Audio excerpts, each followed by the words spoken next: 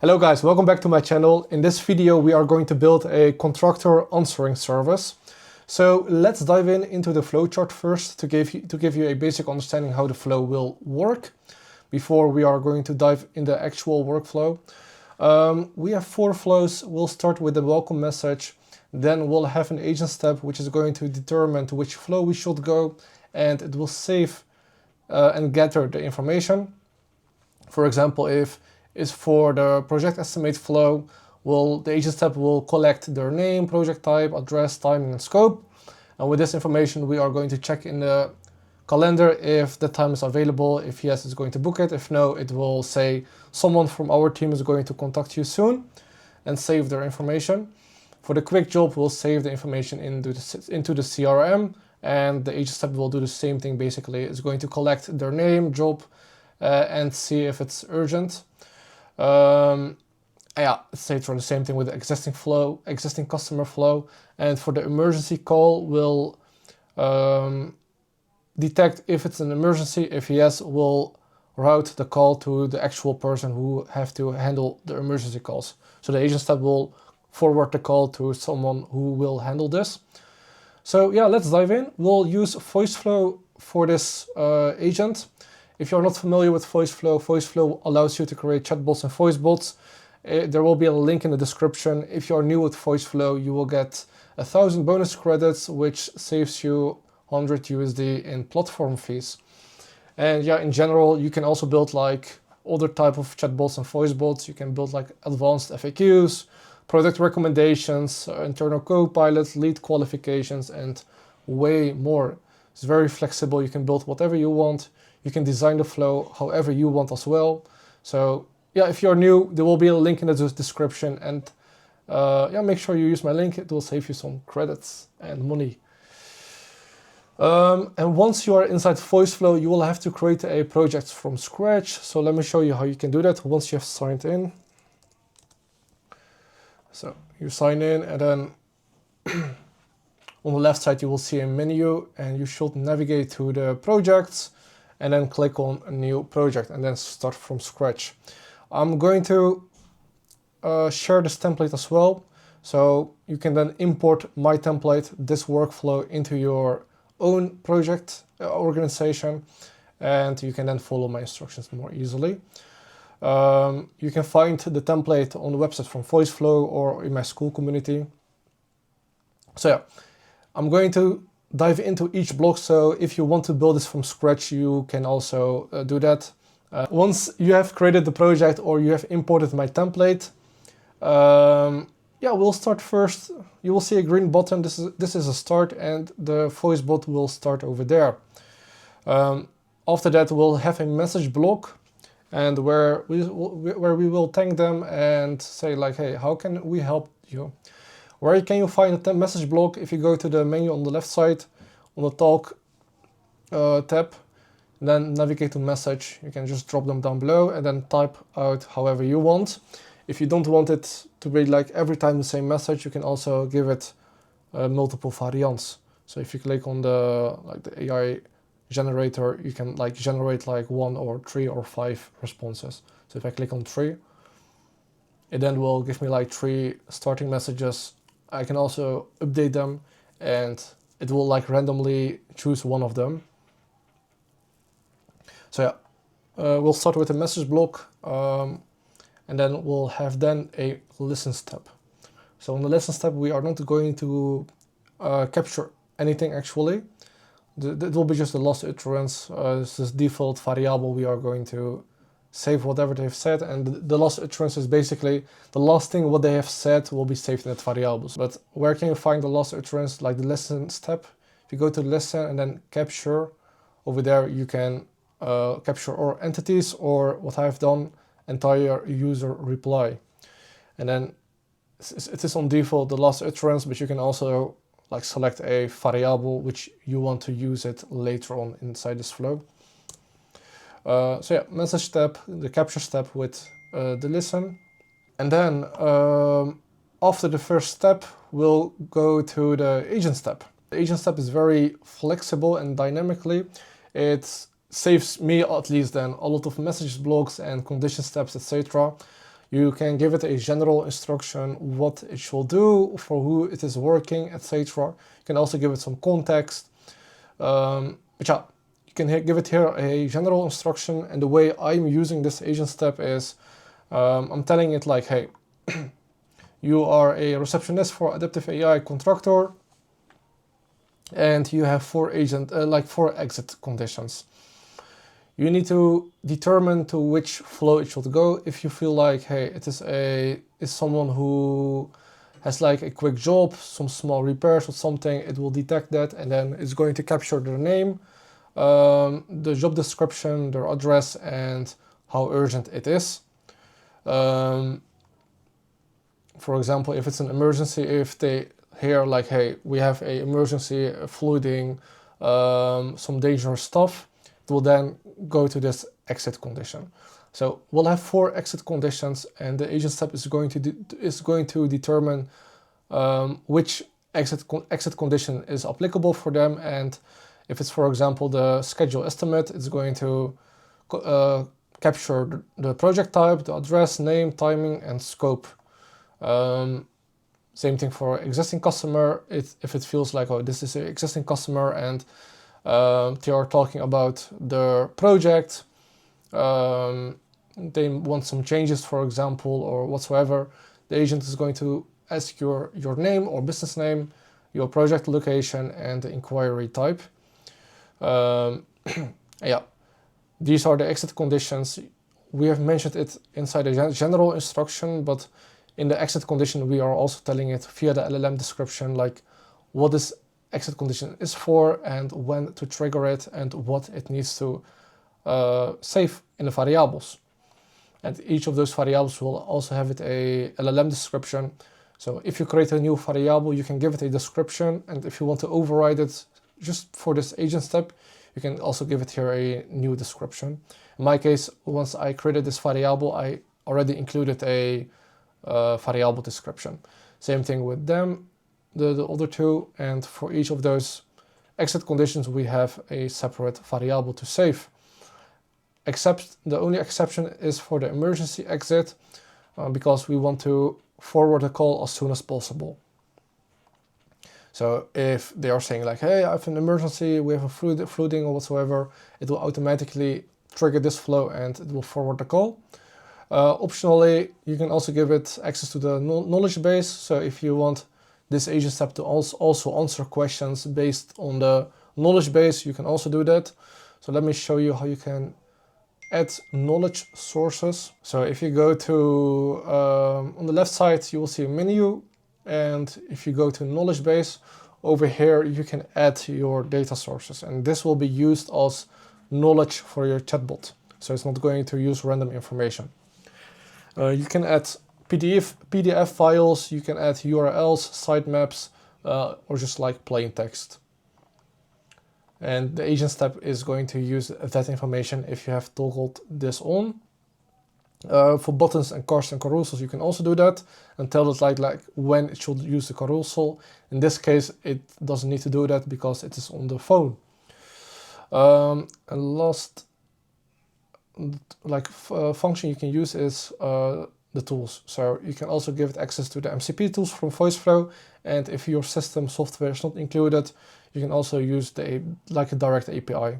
So if you click on the API, you can configure it with the input variables. You can paste here your endpoint URL and which action it needs to do, and the variables it needs to save.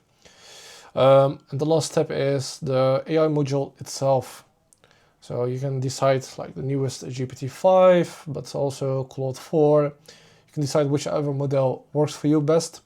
I would also recommend you to go to your agent step, for example. You can click on the play button. So we have skipped the message step. I just clicked on the play button, but I can see here, for example, the latency and how many credits it just consumed to have this answer over here.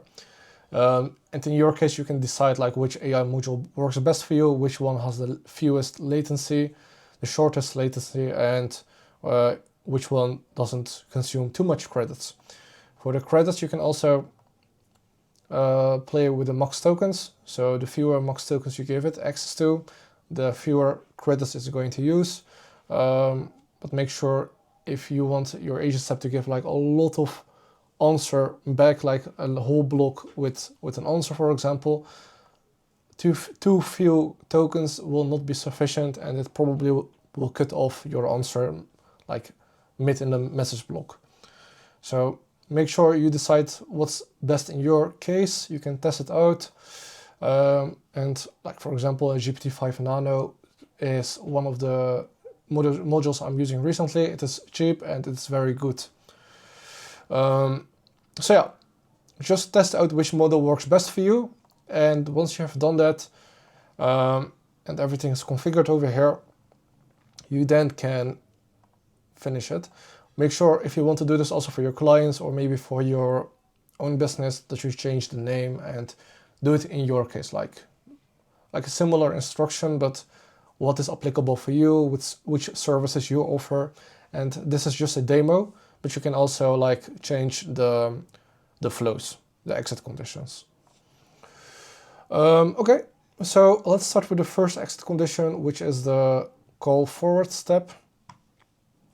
And once you have imported it in your own workflow, you can give here a phone number where the agent should forward the call. So, for example, the phone number on your website is like if they call it, they will talk to this agent step, and if they say like, hey, I have an emergency or I want to talk to a real person, it will then forward the call to a real person, and you can decide which phone number it is. Maybe your phone number, maybe someone in your business who is doing the emergency stuff. Which you can decide here your phone number. And then we have the schedule estimate, so which is this block. If we go into this block, we'll have a JavaScript, and what we are basically going to do is we will give it our time zone. So make sure, in my case, I live in the Netherlands, so this is my time zone currently. So make sure you configure it in your case.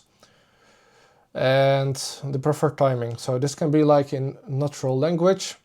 So like next week, Wednesday, or upcoming Friday, for example. This is like saved from the agent step. So the agent step is going to ask like, okay, when would you like to schedule this? And they will probably say via the phone, let's do it next week, Wednesday. And this function will give you, it's going to transform natural language to the ISO formatting.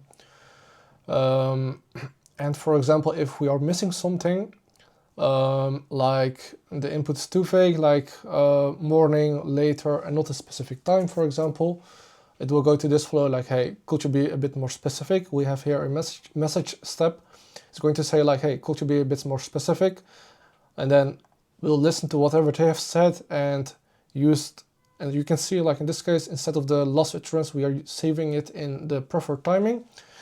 Whatever they have said here will go back to this function, and then we are going to try to convert their language to the ISO formatting. If it's the formatting, like the time is not correct, they are saying like, hey, at 3:75, it will say like, hey, the time format is not correct, please try again.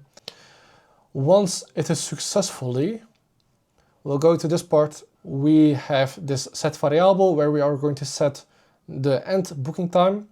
So we'll add 30 minutes extra after the starting time. So if they are saying like 3 in the afternoon, this function will then add 30 minutes and it will say end booking time is 3:30, and it will save it in this variable. So, and then we have this post API block, which sends the information back to make.com, and instead make.com will receive that data inside this webhook module. We'll send it to the Google Calendar with the minimum time and maximum time, and it will check if it's available. If it's available, it will go to this webhook response, and it will say busy 1 or busy 2. This will be saved in a variable inside Voiceflow with the capture response busy, and the variable will be actually 1 or 2 based on what we received back from the webhook response. Then we have a condition step. If it's 1, it will go to the perfect, your estimate appointment has been scheduled successfully. Or if it's 2, it will not be scheduled. What you are supposed to do actually is to have also a extra module over here, where if it's available, it's going to book it. So Google Calendar, and then create an event, and then you can select your Google Calendar. In my case, for example, that. You can name, for example, you can name it however you want, and then start date. So your booking time, your start date from the webhook response, and the end date. So in those 30 minutes, it will be scheduled in your calendar. So yeah, that's how you can do that if it's available, and if not, you can send back to Voiceflow, for example, and the available will be 1 or 2. 1 is available, 2 is not available, and if 1 will have this message block. And yeah, like I said, you can schedule it like this. You can also do this the same with the Outlook calendar, for example, or Apple Calendar. So yeah, optionally, you can also have like a different AI agent step, which then is going to capture like new information and then do it like behind the scenes instead of the message block. It will know, okay, if I'm activated, the agent step, it knows, okay, this date was not available. Let's try it again up until it is available. And then we have the quick job and existing customer flow. So I kept it open here with the webhook URL, but you can basically do the same thing. You can create a new module here in make.com and create a new webhook. I can just keep it like that. And I can add the webhook URL over here, and the information gathered by the agent step will be then sent to this flow inside make.com. And after that, we can have, for example, our Google Sheet, for example, or you are using an actual CRM, you can send then the information over there. And yeah, of course, this is a demo. So if in your business you need to create a cart, you will need like the API documentations and see what the keys are in that case, like the key names, because those must be like, it's very case sensitive. So the key name which you have in your API documentation should be one-on-one the same as with the body over here.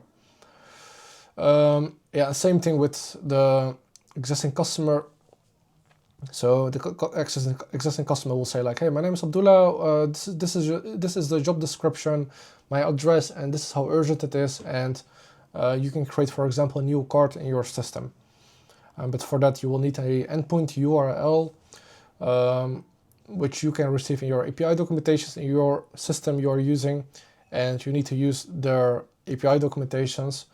And if it already has a native integration inside make.com, and you can check it in make.com with all of these apps, you can just like configure it and then like select the correct action in your case. So yeah, this is basically how you can build this contractor agent flow. If you have any questions, let me know in the comments. If you want me to build something similar for you, also let me know. There will be links in the description of this video. So yeah, you can book a call with me, or you can fill in the form on my website. So yeah, I hope this video was helpful for you, and yeah, see you the next time.